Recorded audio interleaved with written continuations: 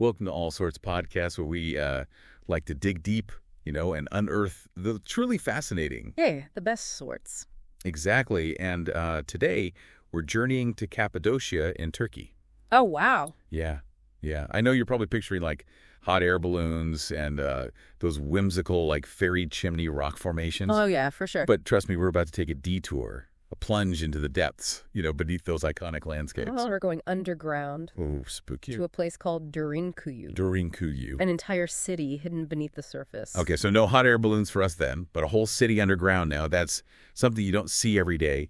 And we've got some amazing source material, too, from Architectural Digest, National Geographic, the Daily Saba, and even some fascinating tidbits from Wikipedia to guide us through this subterranean labyrinth.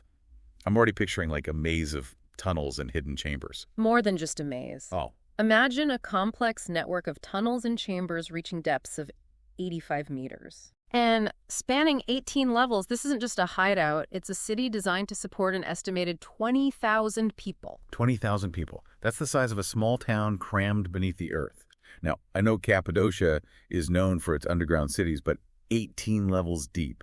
It makes you wonder what drove them to such lengths. The answer is survival. Ah, Cappadocia has a long history as a crossroads of empires, a region constantly caught in power struggles. So the people who called this place home needed a safe haven from the storms of war. so Derinkuyu was their ultimate storm shelter, their refuge from the chaos above. It's hard to imagine the sheer scale of the effort it took to create such a place. We're talking centuries of construction and expansion, right? Exactly, and the mystery deepens when you consider who exactly was responsible for building it. Was it the Hittites who ruled Anatolia around 2000 BC? Hmm. Or perhaps the Phrygians who rose to prominence around 700 BC? Interesting. Some even point to early Christians seeking shelter from persecution. It's like an archaeological puzzle with pieces from different eras just scattered throughout. Wouldn't be surprising if multiple civilizations contributed to this subterranean marvel over time, each adding their own layer, so to speak, to the city's history. That's precisely what makes Derinkuyu so intriguing. Yeah. It's a testament to the resilience and adaptability of its inhabitants. They faced invasions from Arab armies in the 7th century AD, Oh, wow. Mongol raids in the 14th, and even found refuge during the population exchanges between Greece and Turkey in the 1920s. Wow. Used right up to the 20th century. It really highlights the enduring need for safety and security throughout history, but living underground for extended periods. I can't imagine it was particularly spacious or well lit down there. You're right. Imagine navigating narrow tunnels constantly crouching due to the low ceilings. It definitely wouldn't have been luxurious, but it was ingeniously designed for survival. Okay, so paint me a picture. What kind of features do they incorporate to make this underground existence possible? Think Rolling Stone doors, massive discs weighing half a ton each. Oh my gosh. Used to seal off sections from invaders.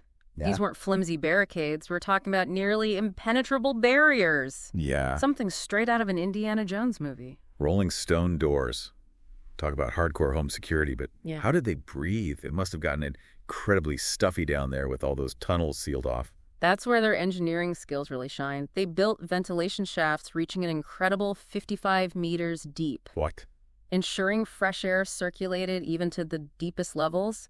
It's an early form of air conditioning centuries ahead of its time. That's amazing. It's like they created a self-sustaining ecosystem underground, complete with its own climate control system. Did they have running water too? Yes, wells provided a vital source of water, making long-term habitation possible. And they didn't just survive down there, they lived. Archaeologists have found stables for livestock, wineries, chapels, even schools. Imagine getting your education hundreds of feet underground. Underground wineries. Now, that's my kind of history lesson. It seems like they recreated an entire society beneath the surface.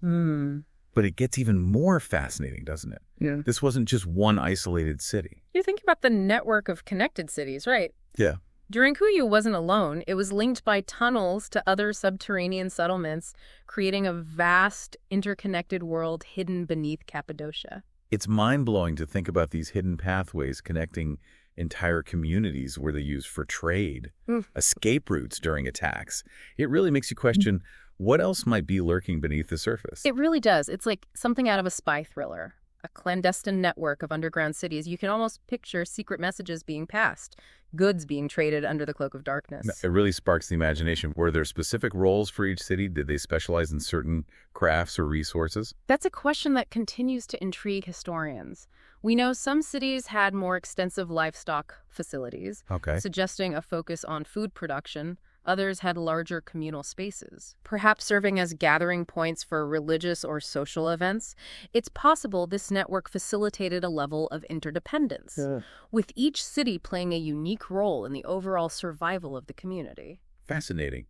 Imagine the logistical challenges of maintaining such a network, coordinating defense strategies, sharing resources, and communicating across vast distances underground. It must have taken incredible organization and trust. Absolutely. And let's not forget the psychological impact of living in this hidden world. Can you imagine raising a family in a place where sunlight is a distant memory? Yeah, it makes you wonder about their daily lives. Did they have any rituals or traditions to connect with the world above? Did they tell stories about the sun in the sky to keep hope alive?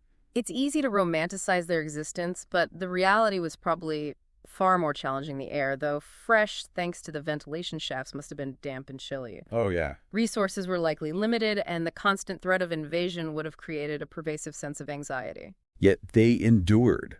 And not just for a few years, but for centuries. What does that to tell us about their resilience and community spirit? It speaks to the strength of the human spirit, our ability to adapt and find ways to thrive even in the most challenging environments.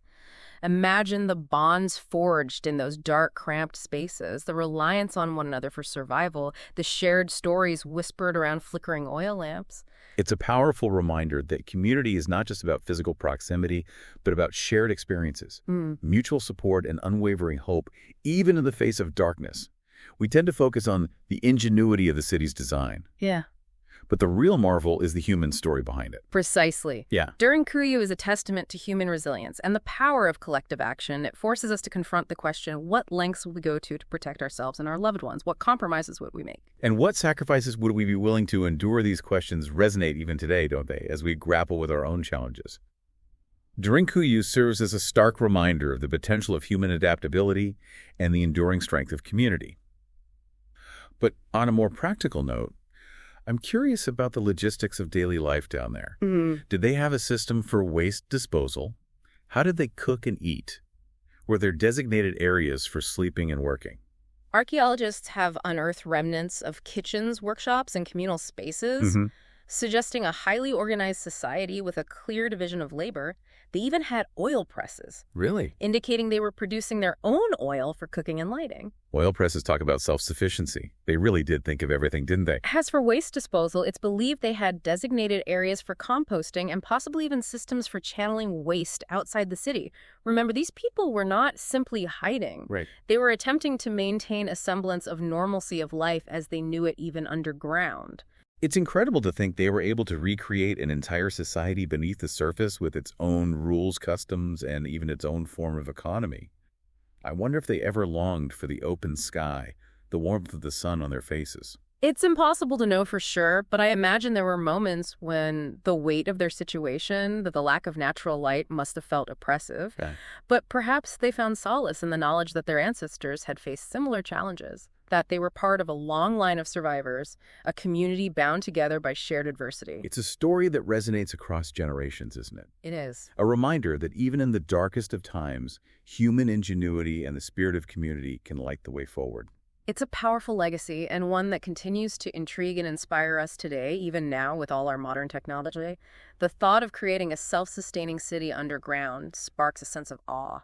It makes you realize how much we take for granted: sunlight, fresh air, the freedom to move about as we please.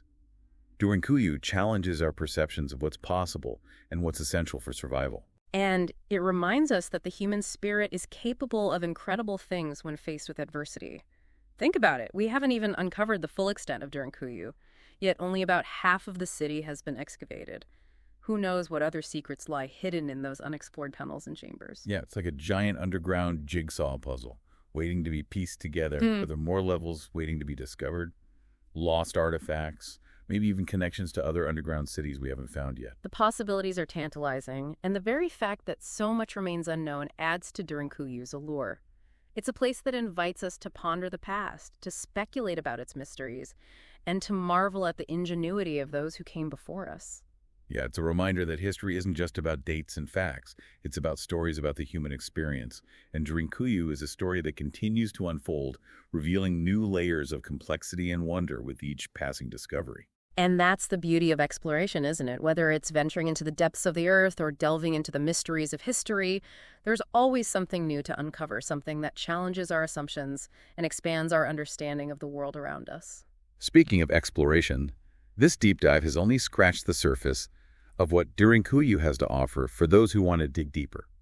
We provided some fascinating resources in the show notes. And if this journey into Cappadocia's subterranean world has sparked your curiosity, we invite you to explore the other captivating episodes we've curated here on the All Sorts podcast.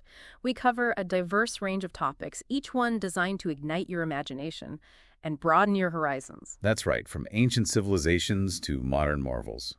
The All Sorts podcast is your passport to a world of knowledge and discovery. Don't forget to like, share, and subscribe to our YouTube channel so you don't miss out on future deep dives. And be sure to follow us on X, Instagram, and Threads for more captivating content and behind-the-scenes glimpses into our podcasting adventures. Until next time, keep exploring, keep questioning, and keep that spark of curiosity alive. From all of us here at the All Sorts podcast, thanks for joining us on this subterranean adventure.